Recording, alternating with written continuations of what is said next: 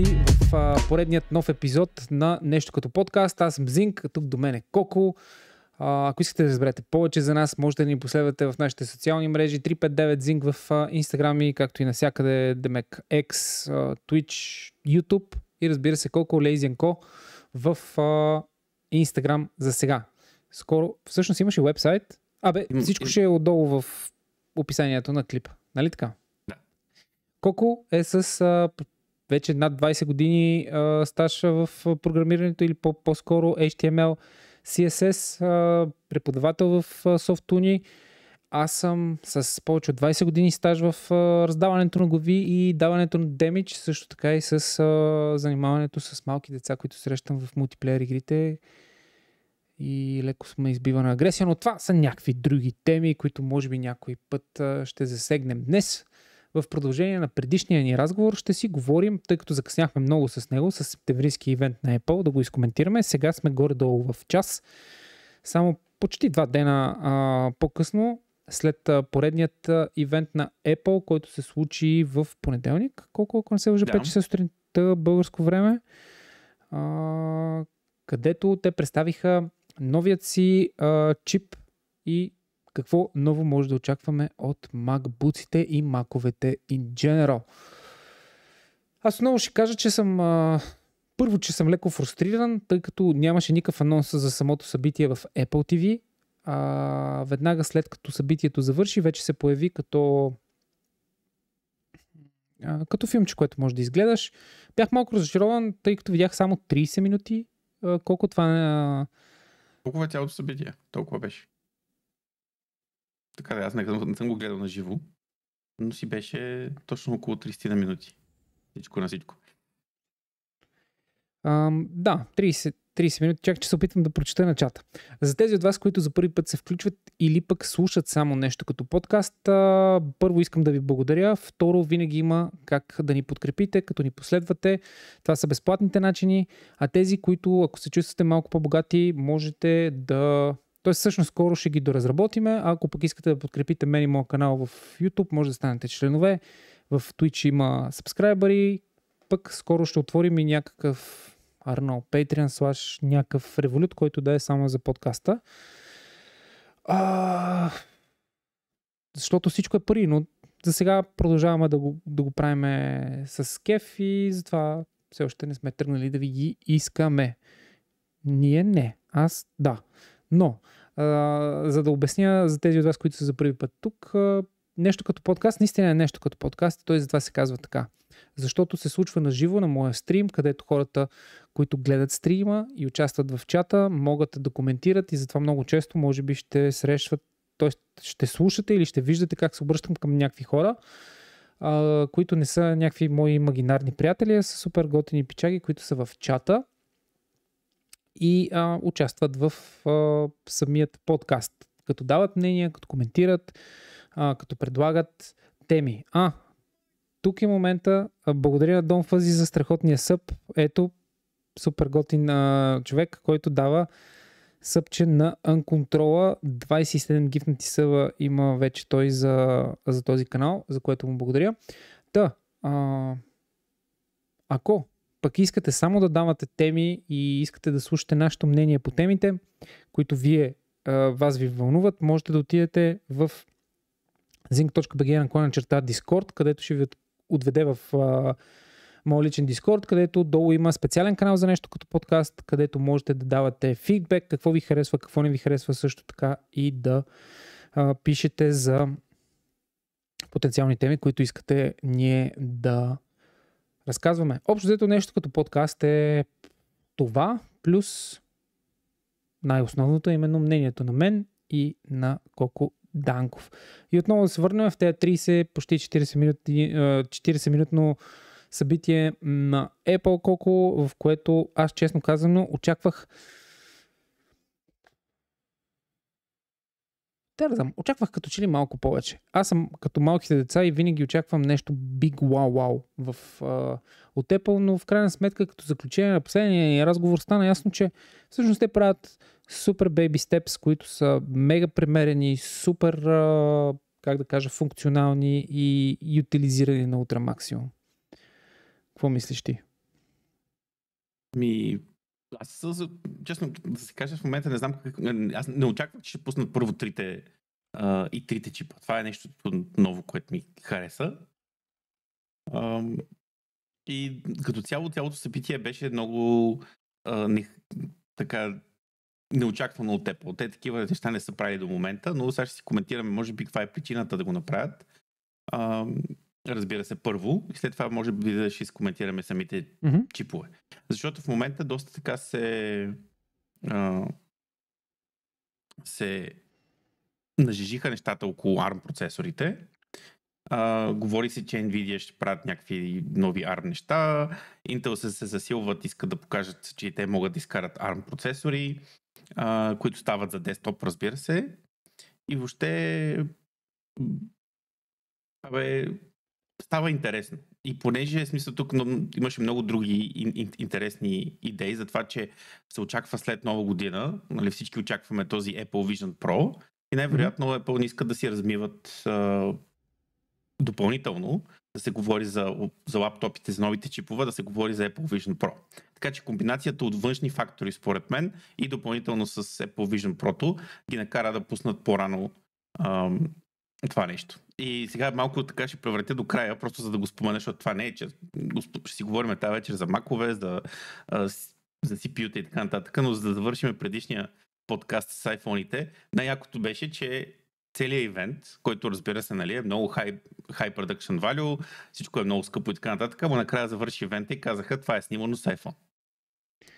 И това беше един типично за Apple, много такъв готин момент, дето каза, нали, един вид, нали, така дропнаха микрофона и казаха, ето, нали, iPhone-а става. Мен беше много забавно, защото веднага, нали, хората се разделиха на така две групички. И даже в YouTube качиха Apple, има официално видео behind the scenes. Обаче, нали, хората се разделиха на две групи. Едните хора почнаха да говорят, нали, какво значение има, че е сниман на iPhone, като, нали, са вкарали примерно стотици хиляди долари за техника около този iPhone. Другите, нали, съответно казаха, да, ама никой не е казал, че, нали, някой го е снимал с iPhone и така, нали, от ръка. И все пак, нали, смисъл, точно това е идеята, че в крайна сметка, като направиш съпорт структурата, можеш да извадиш в момента изключително добро качество от iPhone. И това беше, нали, съответно, много ми хареса, защото последния път аз това завършихме горе-долу с този коментар от моя страна, че наистина в момента с iPhone 15 Pro и основно Pro Max, нали, с USB 3 и така нататък, и с новите функционалности за Apple ProRes, нещата, които може да използваме, и това, че имаме изцяло RAW видео, прави в телефона още по, как да кажа, не точно професионален, но е там много добра платформа да се научиш да работиш с видео дори в професионална среда. И мен това не е много ме изкефи, защото за този ивент, защото те буквално казаха, ето вижте, хора, които се занимават с това нещо, изкарват адски много пари, се успяха да го направят това с iPhone. И те могат да изкарат това качество. Съответно, всеки може да се учи, да го използва. Ако си купиш iPhone, може да го използваш, нали, и да се учиш как се работи професионално. Разбира се, че няма да снимаш с iPhone филм, който ще бъде, нали, 30 милиона бюджет, това е ясно, но на мен това лично ми хареса. И беше много готин момент, където за един доста малък ивент Apple пак успяха да направят някаква новина, нали, която да е и за iPhone-ите. Ти какво мислиш по този въпрос? Хареса ли ти на тебе това? Самото събитие ми, първо, че ми беше кратко, беше ми малко постно. Може би в един момент ще трябва под някаква форма да бъде не знам, като че ли мейн ивент през септември беше с доста по-голяма тежест, с доста по-голям хайп около него, докато този, който би трябвало, в смисъл и двамата знаем колко голям market share имат Apple при лаптопите и MacBook като цяло какво представлява. Това, което обаче няма да се съглася с тебе е, че първо аз не мога да повярвам, че това събитие изцяло е заснето с iPhone, независимо какъв съпорт като техника покрай него е бил вкаран. Но, честно казано, не мисля и, че другото нещо, което не съм съгласен с тебе, не мисля, че и ако ти си купиш iPhone, ти можеш да започнеш да се учиш как да снимаш. Защото в един iPhone, когато го вземеш, дори това е 14 Pro, в момента в който го отключиш, ти нямаш реална апликация, която ти е преинсталирана на телефона, с която да можеш да ползваш камерата, т.е. тя да има някакъв Pro мод. Там, където да избираш бленда, да избираш ISO и други такива неща, т.е. ти да се учиш как да го ползваш за камера. За мен това просто е някакъв, даже дори не е някакъв маркетингов трик или гимик, който да излезнат Apple и да кажат, нали, вау, купувайте си iPhone, за да могат да снимате така, или да се научите да снимате така, или можете да се научите да снимате така. Ами по-скоро са такива, вадят си голямата бухалка и удрят в масата и казват, ние можем да си позволим да го кажем това, защото е така. И дали е така или не, нали, буквално и двамата знаем колко силни, колко способни са напоследък мобилните телефони и техните камери, и знаем, че има цели канали в YouTube, има продукции, които са снимани само с мобилни телефони, и буквално, ако не знаеш този факт, ще разбереш, че т.е. няма да разбереш, че те са заснети с телефон. Но не мисля, че но пък понеже ти завършваш т.е. ти започна с завършването на това събитие, аз ще върна в неговото начало. Мен това, което actually много ми харесва в Apple и станали все по-смели в него, е това да разказват истории. Това е малко по-стара маркетингова стратегия, по-скоро една от най-старите и най-работещите, когато общо взето разказваш историята на клиента.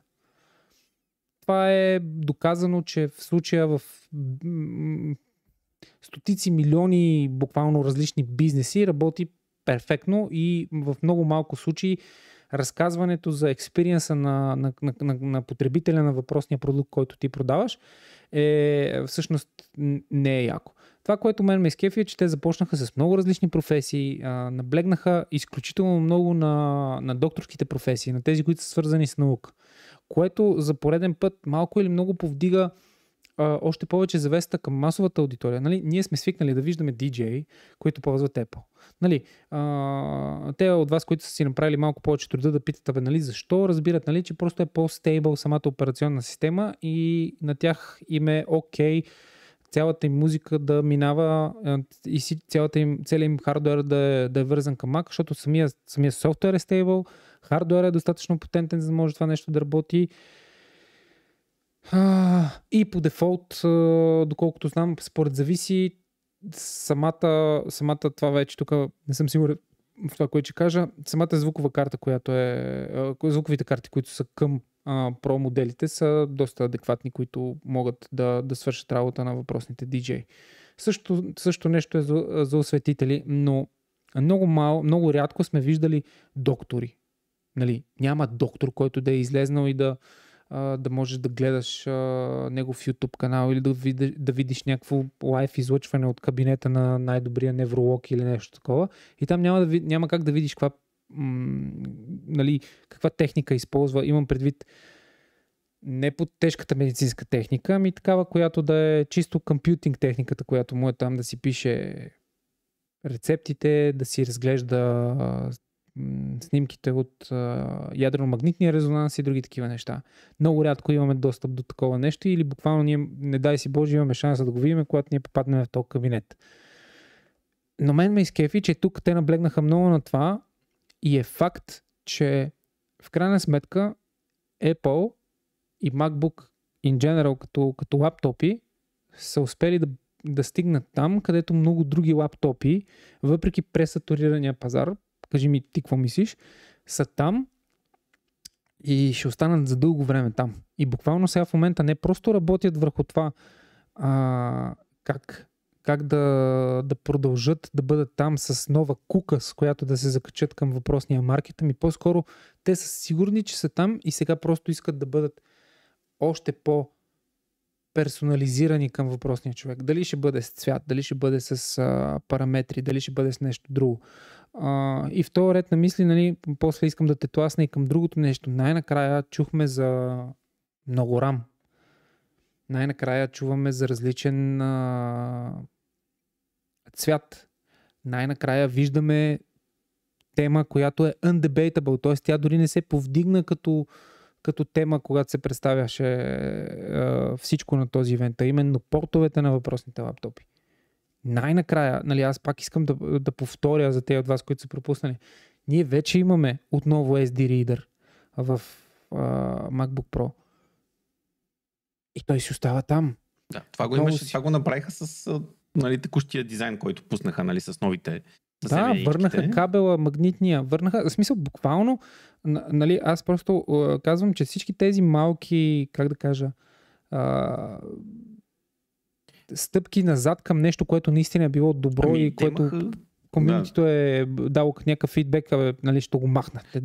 Той имаше много голям проблем, за крайна сметка, защото сега винаги, поне аз последните 10 години, като да кажем, че съм от хората, които са използвали за работа лаптопи, въобще като цяло в програмистските среди и в веб програмирането се използват доста макове, но като цяло от 2016 те го споменаха, by да, от 2016 година, когато слезнаха тези новите модели с тази, нали, вече известната много гадна клавиатура, която за чисто записане се оказа, на много хора им харесваше адски много. Мен също ми харесваше. Тази, която е на моето MacBook? Не, предишната. Тя беше изключително тънка. Това беше... точно на моето MacBook, че е супер тънка. Не е твоето. Имаше още една, която беше по-тънка от това. И то беше супер известно с това, че просто имаше супер много проблеми. Коя година е това? 2016. Не съм сигурен дали след това не аз смених. Мисля, че моята е точно тая, която е супер гадната. Възможно е. Общо взето, тогава те имаха сериозни проблеми с лаптопите. Допълнително, нали, тогава започнаха и проблемите с Intel, които моята. Извинявай, че те прекъсвам. Да. Точно моята. Тя е най-тънката и най-много дефекти дава. Факт. Точно.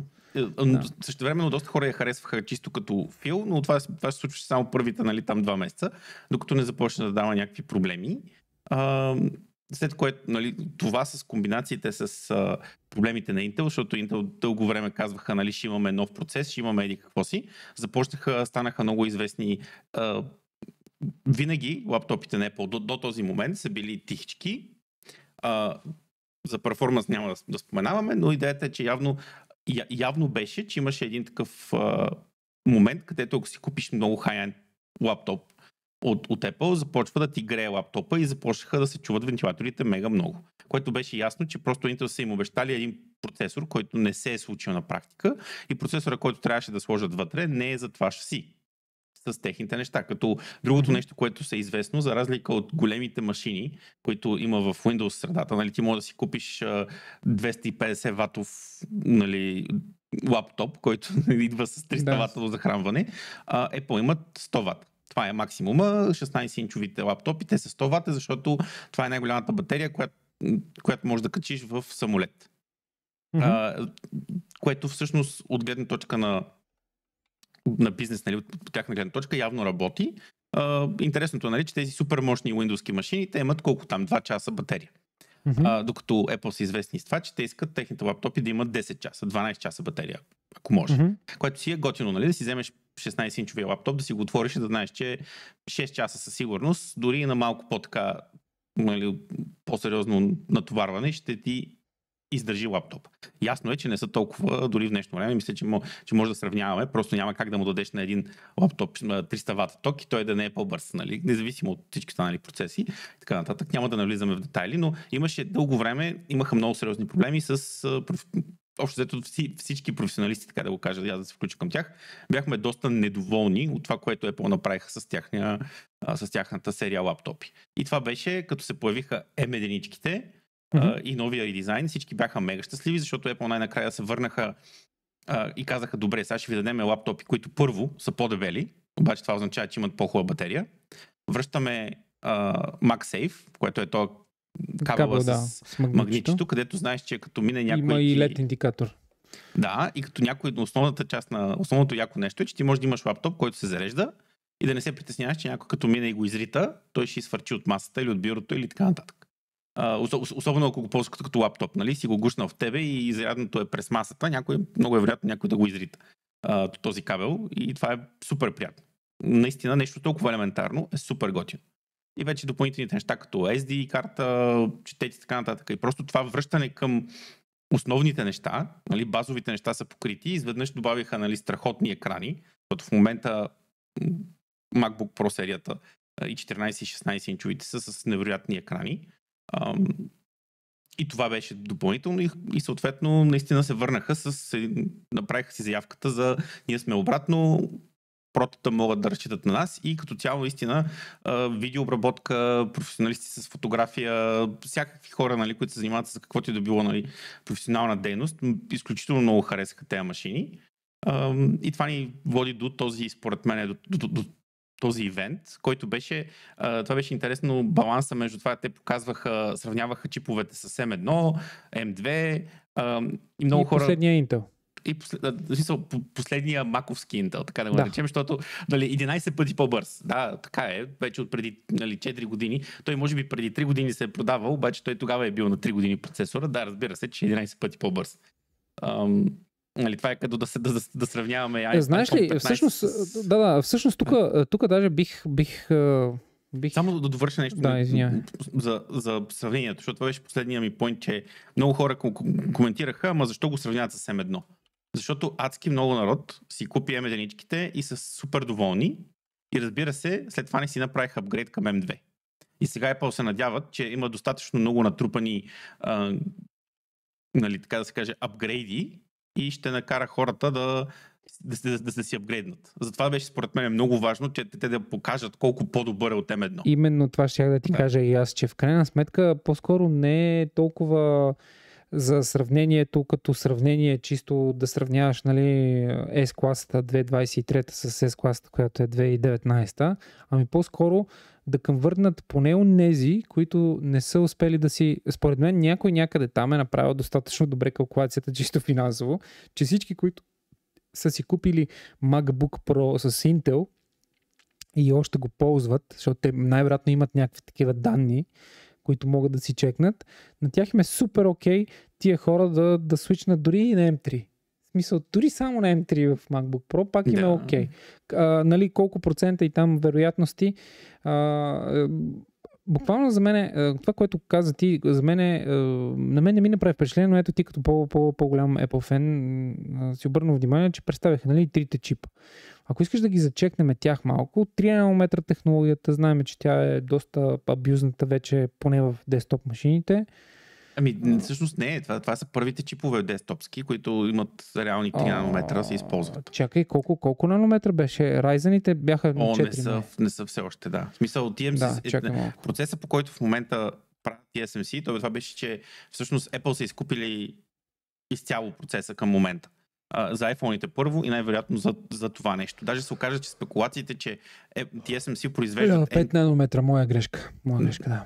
5 нанометра са Ryzen-ите. Е фирмата, която са единствените, които могат да произвеждат в момента 3 нанометра. И спекулацията е, че те в момента даже се говори за сделки, никой, разбира се, нищо не знае конкретно, но понеже изцяло нова технология, защото 3 нанометра реално не значи това, което звучи като в името, но спекулацията е, че най-вероятно TSMC произвеждат M3-ките от януари месец тази година, за да съберат достатъчно работещи бройки, защото имаше много интересни коментари за това, че колкото по-нов е процеса на работа, толкова по-голяма бройка дефекти дават на един wafer. Wafer е всъщност, как да го опиша. Продължи, аз само малко ме зове малчето. Има един голям диск от силиконови, нали, самите процесори и колкото по-нов е процеса, толкова по-голям брой дефекти има на един wafer. Съответно, цената, която може да бъде продаден wafer, става по-ниска. И в момента се спекулира, че Apple и TSMC са направили някаква сделка, където Apple ще плаща само единствено работещите чипове, но пък са си купили целият процес. В смисъл, колкото възможности за производство има TSMC, те са го изкупили цялото. И това е всъщност едно от интересните неща, защото на практика в момента, ако не се лъжа, разбира се, някой може да напише, е, че единствената фирма, от която може да си купите в момента 3 нанометра процесор, това е Apple. Било то за iPhone 15 Pro или сега M3 процесорите. Това са първите процесори в цялата индустрия, които са над 3 нанометра на TSMC, най-новия процес. Добре, нека да ги кажем за тези от вас, които може би са пропуснали самото събитие. Имаме M3, M3 Pro и M3 Max, като съответно, нали, M3 е 8 ядрен CPU процесор и 10 ядрен GPU, 24 гигабайта Unified До Memory. 24. Да, Не, до 20. Да, всичко е до. Да.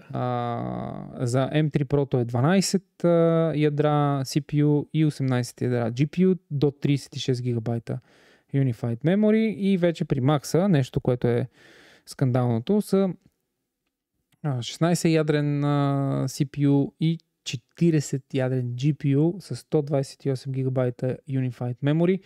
Нещо, което може би даде огромната заявка, с която те тръгнаха. Най-накрая за Ray Tracing при тях, най-накрая за Hardware Accelerated Mesh Shading и нещото, което ме изкефи още на предишния ивент. Започнаха да говорят за гейминг. Това беше, наистина, това с гейминга със сигурност е специфична тема, но аз искам да коментирам тук нещо, понеже като излезнаха M1-ичките и всички, една от големите критики към професионалните машини, нали, защото коментирах, че това са професионални лаптоп, беше, че тогава мисля, че максимум беше 32 гигабайта RAM. За процесори, за лаптопите. Което сега изведнъж, ето това адски много ме Той кефи. на чушкопека май беше толкова, ако не ме бърка. Не знам, кой имаш предвид на чушкопека. Предишния настолен. Възможно е, но не. На Mac, говориш за Mac Pro или за студиото? Mac Pro, не. Mac Pro. Имаше един, където чушкопека му викаха. Да. Там също можеше много рам да сложиш, но там си беше Intel. Те са с Xeon. Въпросът беше, че когато пуснаха M1 и съответно първите ARM процесори, защото това са ARM процесори, това са съвсем различна, въобще цялата архитектура е различна.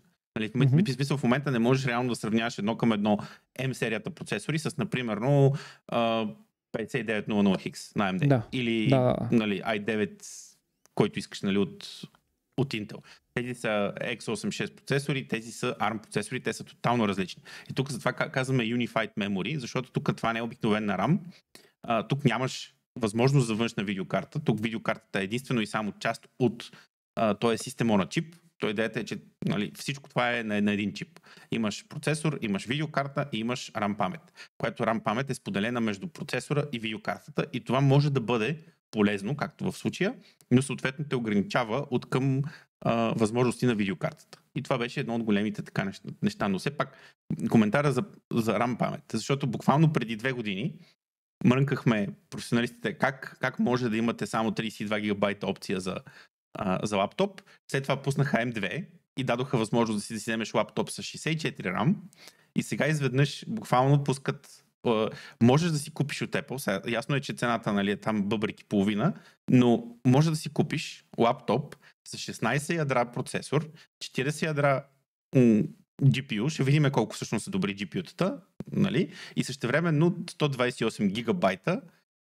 памет, която е споделена между CPU-то и GPU-то.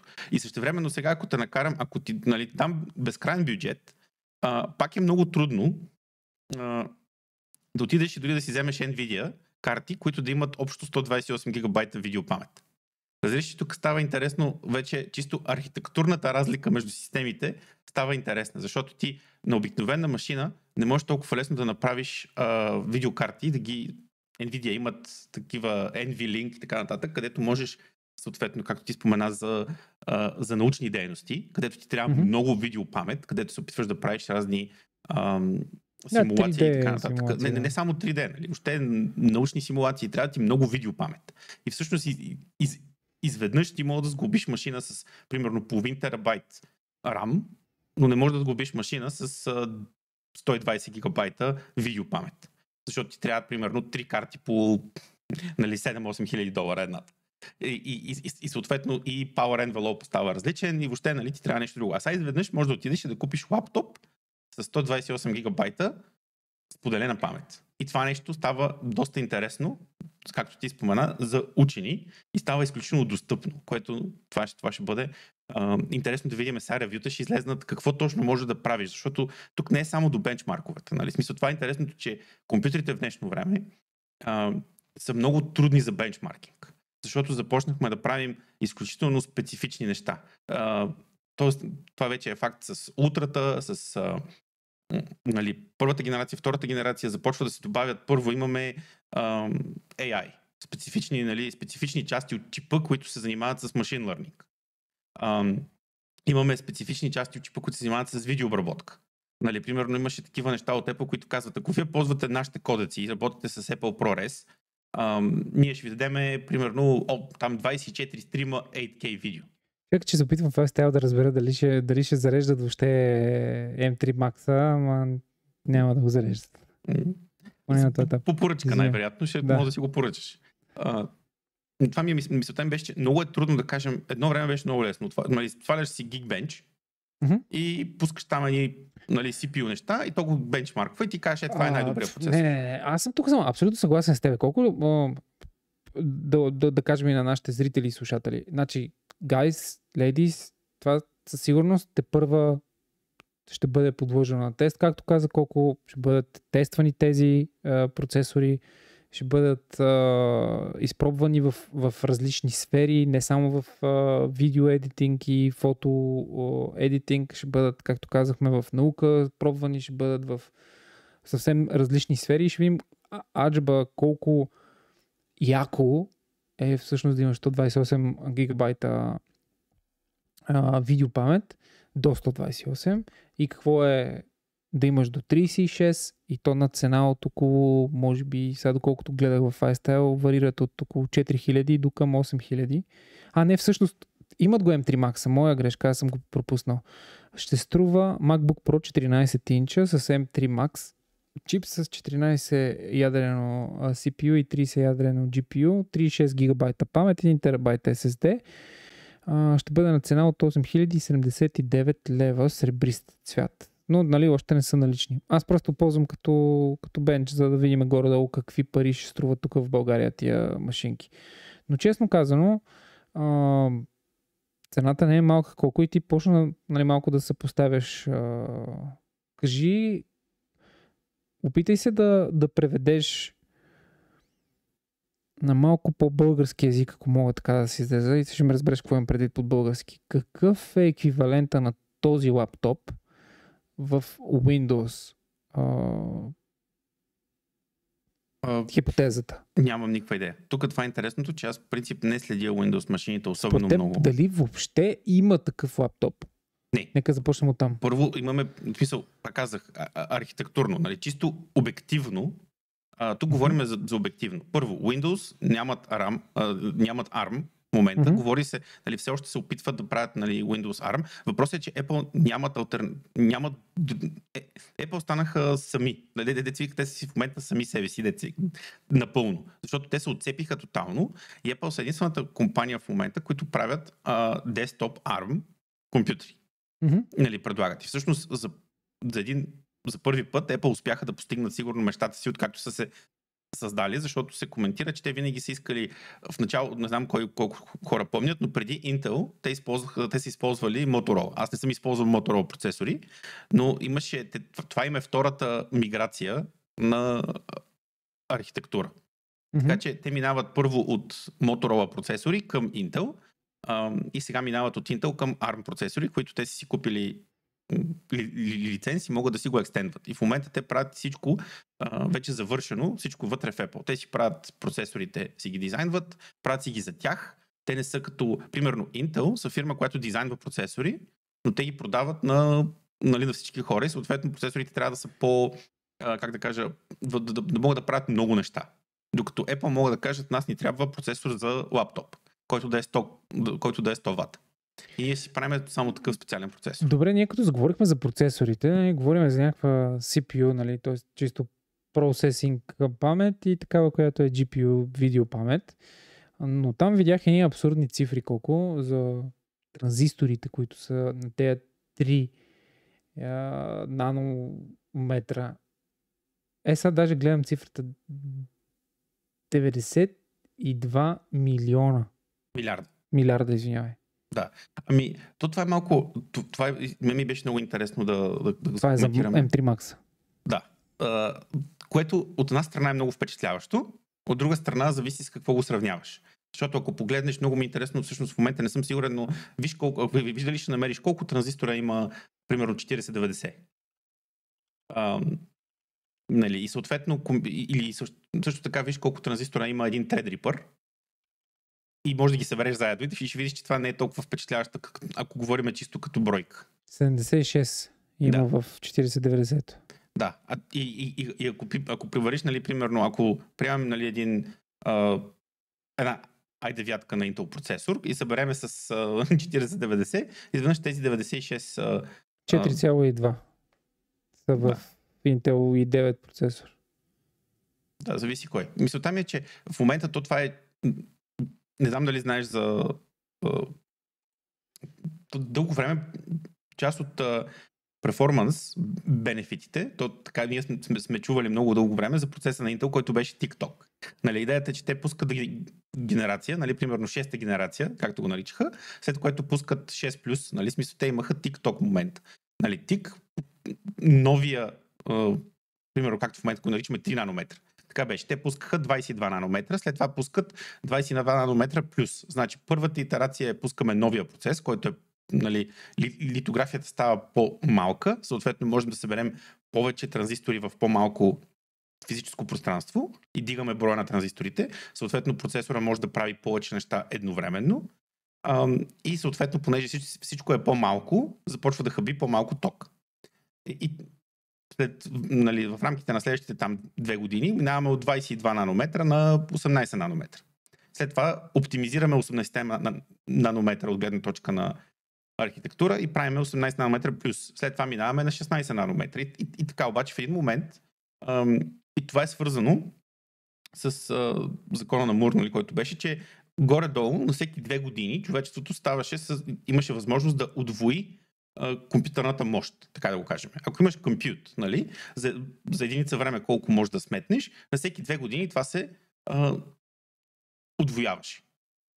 И това е всъщност всички вече знаем, че този закон умря, защото това вече не е възможно. Ние стигнахме до ситуации, които затова и Intel се ребрандираха, вече не са нанометри и така нататък. Те вече ги кръстиха там по друг начин, защото вече стигнахме до момент, в който чисто физически не можем много лесно да използваме силикон, който да продължаваме да го смаляваме. Така че лесно няма вече от тук нататък. Не можем да продължим да имаме, нали, просто ще бъде по-малко. Защото в един момент буквално самите електрони прескачат. И започваме да не можем да вярваме на тия ключове дали са нули и единици. Така да го упростя най-много. Така че в момента това е интересното и затова Apple тръгнаха към ARM, защото те смениха архитектурата и това, което те бяха натрупали 10-15 години знание, как да правят изключително ефективни чипове за телефони, защото, нали, какъв е power,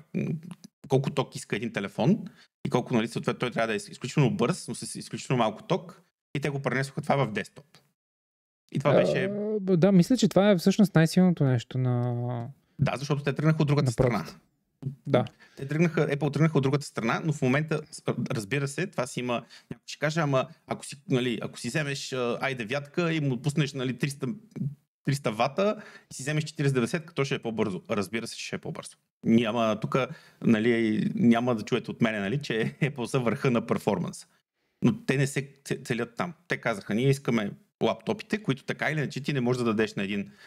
това си говорихме. Ти можеш да си купиш Windows лаптоп, който да има i9 в него като процесор и 4090, ама той има час и половина процесор на мощ, нали, час и половина батерия и отделно тежи 6 кила или там 10 кила. Зарядното. Вече лаптопите не са чак толкова обемисти, но самите зарядни. Ако лаптопа има i9 и 4090, не е лек. Гарантирам ти.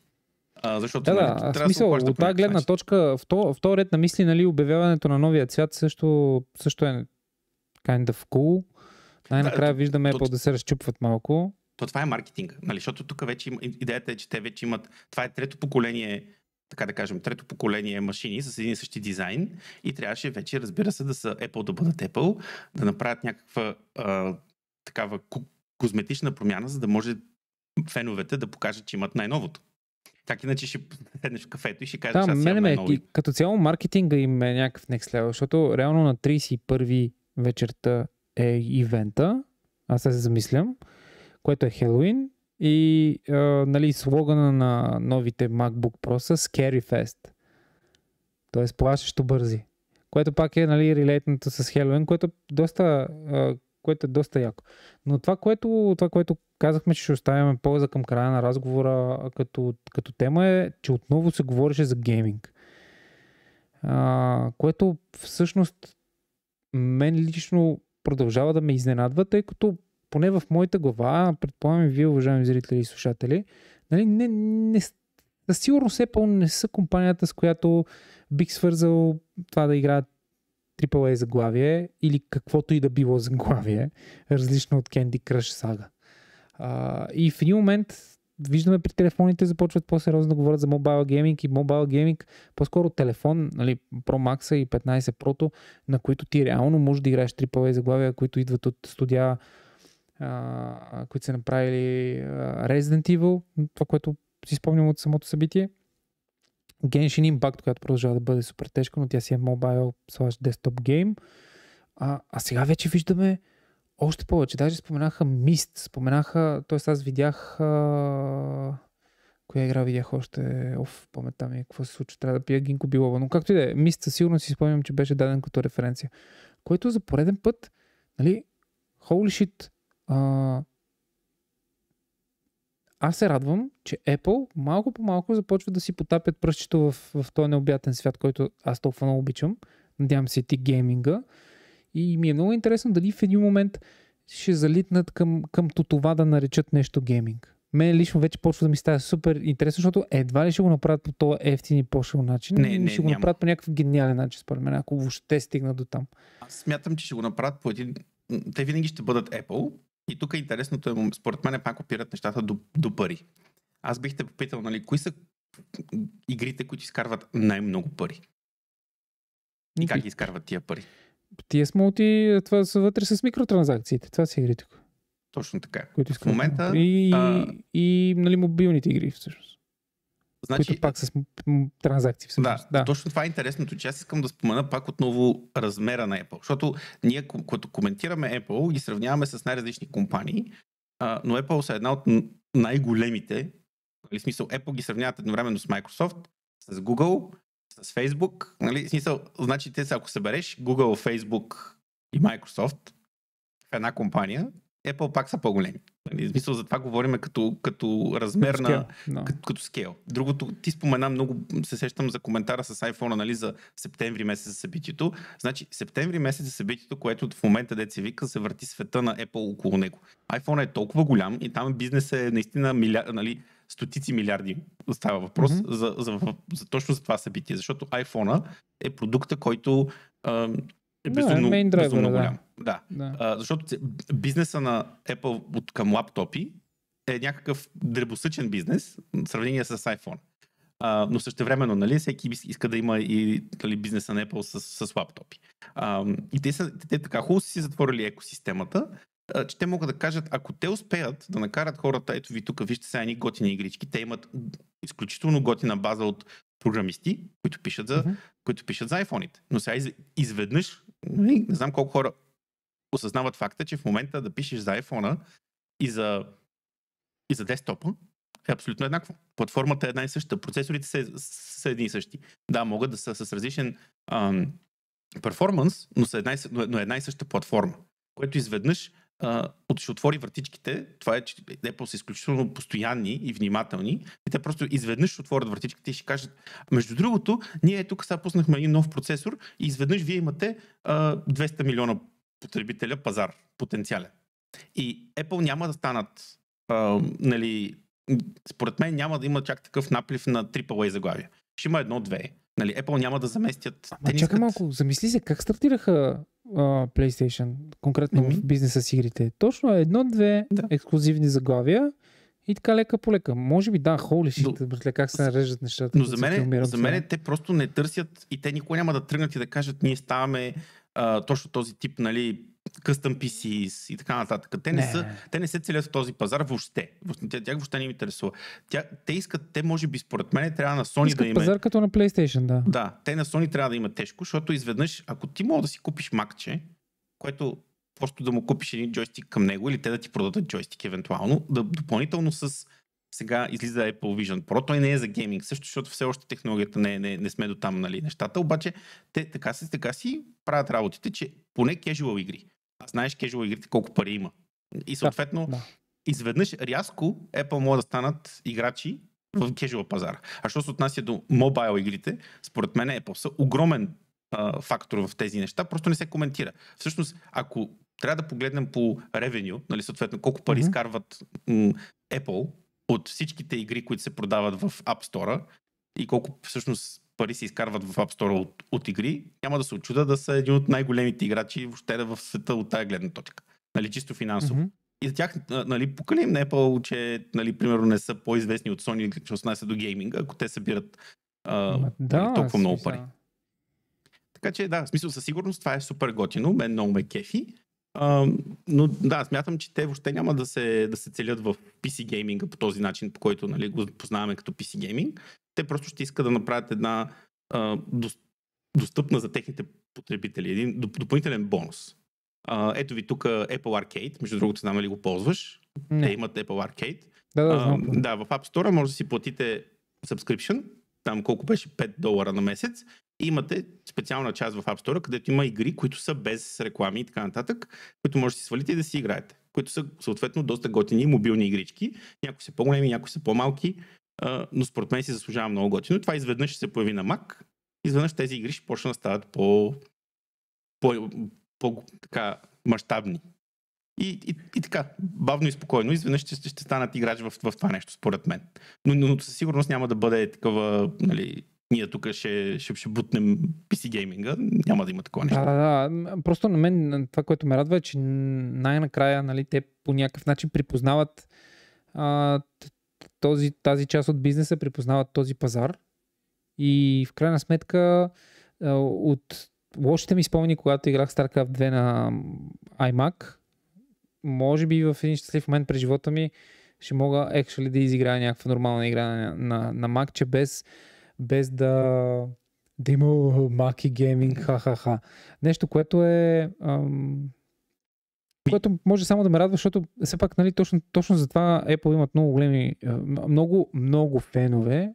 Сега колко големи са, нямам никаква идея. Но да, някои от тях най-вероятно са доста големи. Е това, че те умеят да правят нещата такива, каквито трябва. Тоест, доста по-бавно, доста след другите, когато не са сигурни в нещо, когато не са го стартирали те като тренд. Но съм сигурен, че ще се справят адекватно. Знаеш каква е причината? Може би поне според мен, нали? За кое?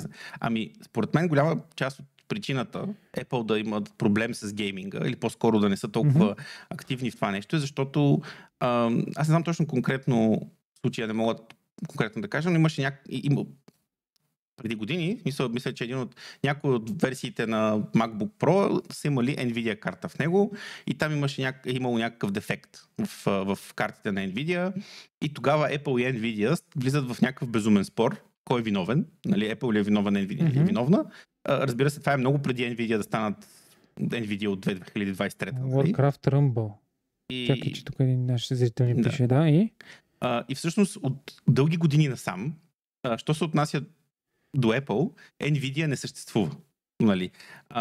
Това е дълги години, това беше проблем за мен. Ако някой не знае, аз също много обичам да се занимавам с Hackintosh или как на обикновен PC хардуер мога да кача macOS.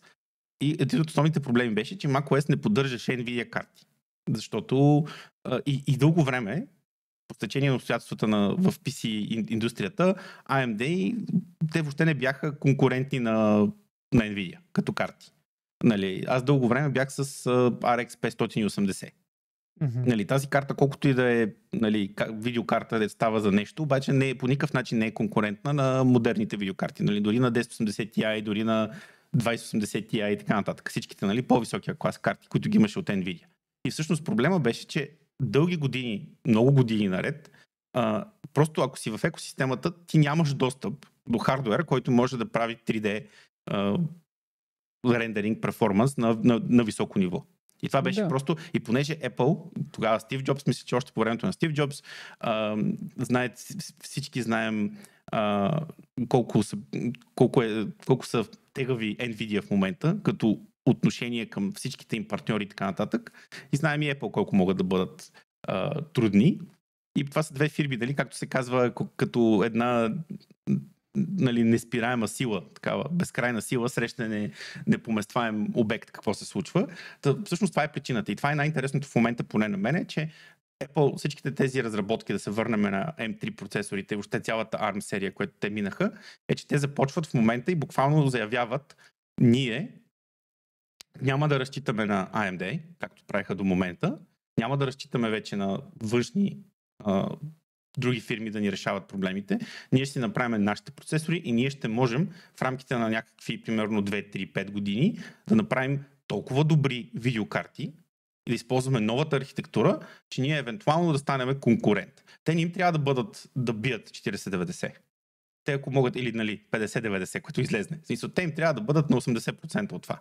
Те ако успеят да вземат, да стигнат до нивото на тези, които са 70 серията. Нали така? В смисъл, те тогава ще са обелириват. Защото ти ако можеш да достигнеш някакъв първо перформанс per watt, да е в пъти по-добро или примерно 40% по-ефективно и перформансът да ти е на ниво 30-70, нали, на 70 серията и разбира се, ти да го пуснеш в същата година, в която ще излезне, нали, на NVIDIA картата, тогава мисля, че Apple ще се избели рибата, защото те тогава ще бъдат истински конкурентно способни на NVIDIA. И това ще бъде, това според мен е ендгейма и те просто лека по лека започват да се приближават към това нещо, а междувременно си работят върху драйверите, върху цялата девелопър история и така нататък, така че това е най-якото, което ме кефи. Това е нещо, което изключително много уважавам Apple, че те са постоянни. Бавно, но славно и си изпълняват плановете. Имаме въпрос тук само да кажа, използвам Hackintosh. Даже в момента използвам Hackintosh. Давай да го слагаме в турбата днешния подкаст. Кажи като цяло ти хайпнат ли си за M3-тата? Мислиш ли да си купиш нещо, което ще е носител на този чип? И ако да, защо? Ако не, защо? Аз съм хайпнат много, чисто към технологично ниво. Мисля, аз гледам ARM процесорите и следя Apple в момента, защото просто от към архитектура, както казват, мисля, че си пролича. Много ми е интересно, изключително готино. Mm-hmm. Няма да си взимам, просто защото аз съм имам MacBook Pro 16 инча Max варианта с 32 RAM. И честно казано, нали, както ти спомена вече, парите за такъв лаптоп хич не са малко.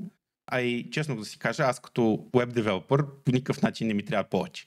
Това е нещо, което искам да спомена, че с времето, надявам се да продължим така да се движим, от време на време има малко така плато, нали, в развитието на нещата, но в момента пак скочихме трябва да работиш нещо много специфично. И да, лаптоп струва 10 000 лева, но ти трябва да можеш да знаеш, че този лаптоп ти трябва. Хора, които не могат да си не искат да дадат 10 000 лева, на тях не им трябва този лаптоп. Ако, нали, това не е лаптоп за гейминг, това не е лаптоп за да си гледаме YouTube клипчета, obviously. Съответно, хубаво е според мен, че вече можем да имаме достъп до такъв тип хардуер, който да е хем мобилен, нали? Така че това исках да кажа само. В смисъл не е въпроса, купете си най-скъпия лаптоп. Якото за мен е, че има дори прочипа, който най-вероятно ще бъде на нивото на... Коментира се в момента, че M3 Pro чипа е на нивото на M1 Ultra. Даже не Max версията, а Ultra. Така че, съответно, буквално с две поколения по-късно, средният чип вече е на нивото на тотално най-големия чип от първото поколение, което е страхотно. Така че няма нужда да отиваме и да даваме 2 труби с пари за лаптоп. И аз затова съм много хайпнат, но на мен не ми трябва. Аз най-вероятно ще гледам за лаптоп или даже предполагам, че ще мога да изчакам до M5, ако те продължават всяка година да апгрейдват машините. Добре, аз съм хайпнат до толкова, доколкото се радвам, че по някакъв начин те продължават да гледат към креаторите, това, което конкретно мен ме интересува, към креаторите като към една немалка база от техните клиенти за MacBook-ите. Т.е. продължават да...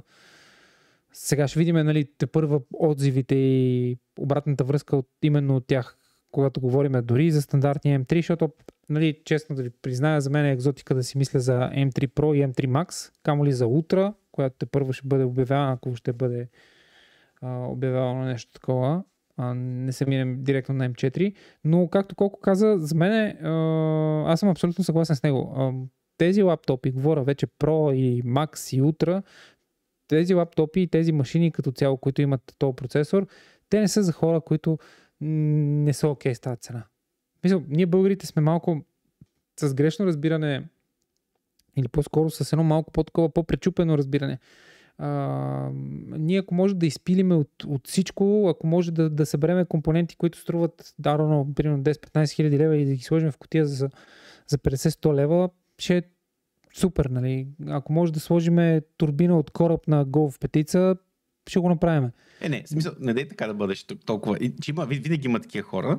Не, имам предвид, че такъв ни е абсолютно има хора, които оценяват, купуват, без да задават въпроси тия лаптопи. Тук не говорим за някакви неприлично скъпи мутри или бизнесмени, които си ги купуват само защото са най-дебелите.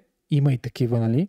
Но това, което казвам, че като цяло in general на масата българи, като чуе лаптоп за 10-15 хиляди лева, вече тук стават някакви такива физиономии почват да се правят и почват да се прави еквивалент. Ти знаеш аз какъв компютър ще си направя с тия пари, ти знаеш аз колко екскурзии, знаеш каква кола ще си купа, такива неща, нали? Смисъл, говоря за масата, но в крайна сметка това, което мене ме кефи е, че те продължават да си бутат в тяхната насока и живот и здраве, може би някой ден, ако ми се получат нещата и с YouTube, или пък с подкаста, или пък и дай Боже и с двете, ще мога да си позволя да си купа M3, M4, M5, камо ли, нали, вече за екзотики като Pro и Max.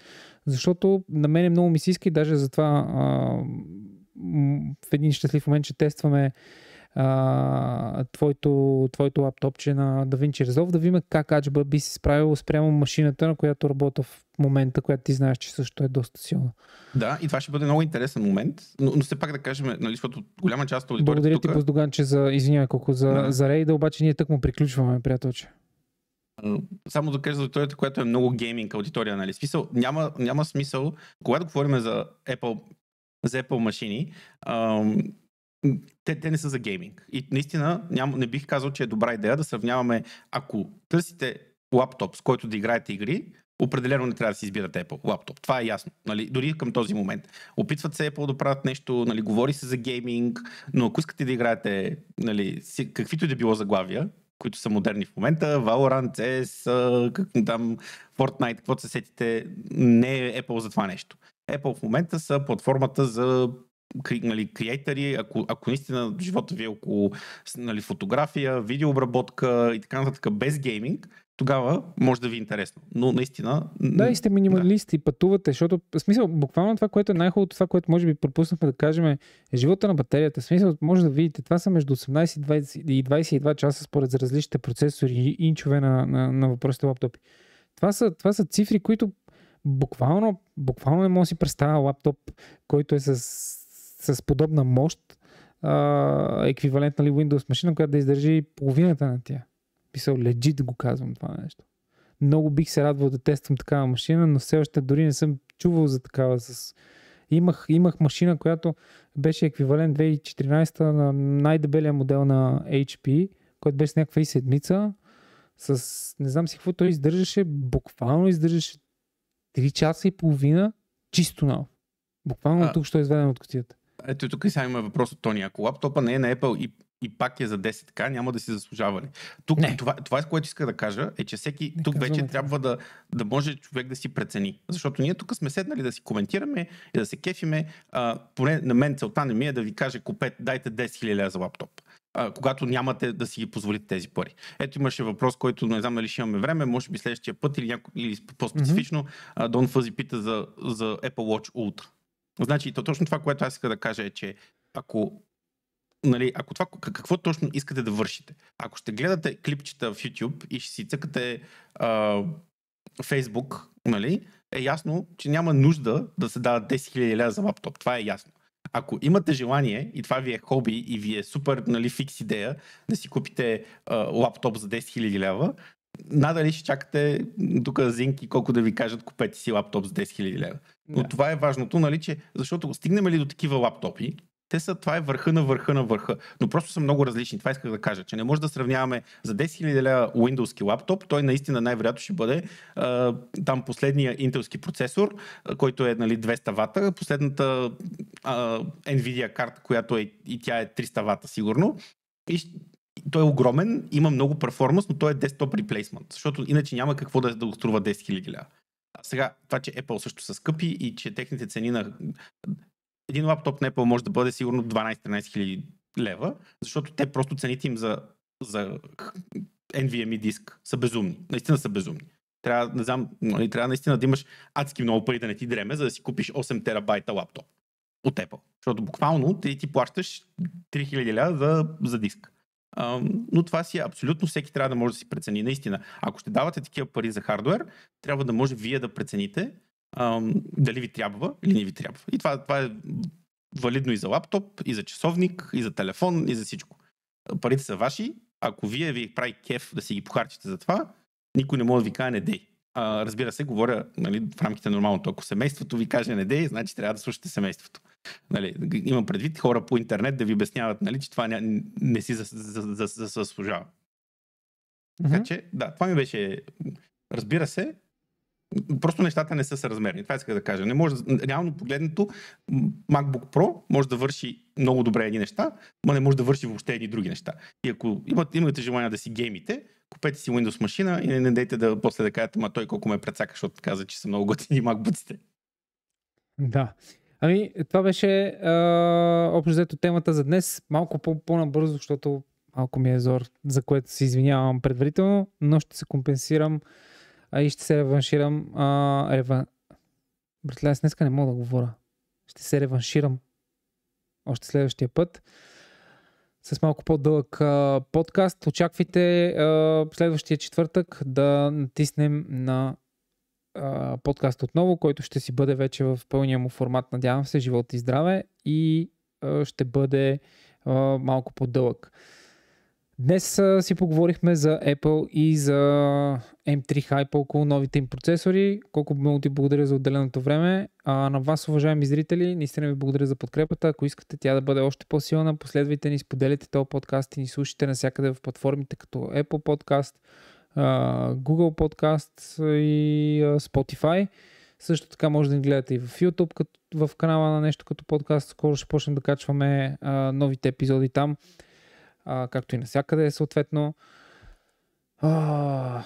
Да, много ви благодаря за подкрепата и да, респект.